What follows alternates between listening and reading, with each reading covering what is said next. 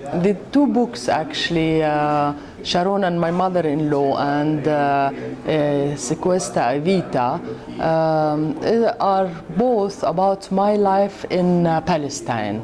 One thing I noticed that when I was in Mantova in the literary festival, I had a lot of interviews, and the whole point of the book really is to make people aware of what is the real meaning of the Israeli occupation, and which is basically telling my story, my family story, and the difficulty of everyday life in Palestine.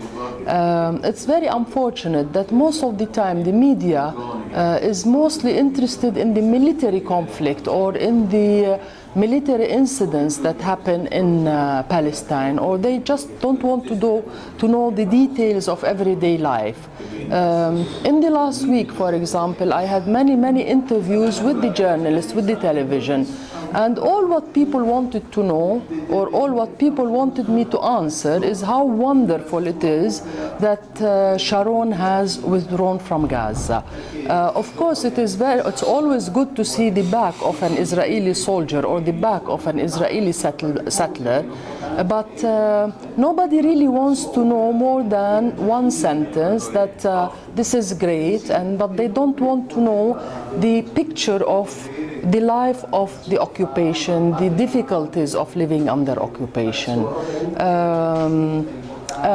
In both books, actually, I tell the story of myself, of my mother-in-law, of my dog, of my husband, my friends, and for me this is really the meaning of the occupation, the difficulty of the Palestinian, or the Palestinian being deprived from just having a normal life in the sense that people take in Europe for granted, to be able to go to school, to know what you're doing tomorrow or what you're doing in a week's time.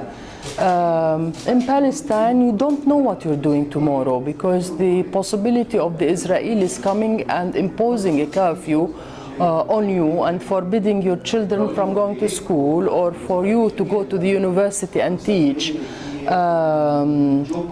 So it's really a book about the occupation from a human point of view. And it's not a book about being heroes. It's not a book about the conflict in the big thing. I always say small is beautiful. Small is beautiful in the sense that we want to have just a normal life, and we don't want to be heroes. And the book is really about life, because the image of the Palestinian in the world is death, unfortunately. And in this book, for example, my mother-in-law, who's 94 years old, is a symbol of a very stubborn woman, like all mother-in-laws are, but she's really the symbol of a person who wants to continue to live and to continue to have a routine of her life, to continue her having breakfast at 7 and lunch at 1 and dinner at 8, which Italians take for granted. But you know, in Palestine you have to put tremendous effort into just living a normal life. And that's what the book is, both books are about.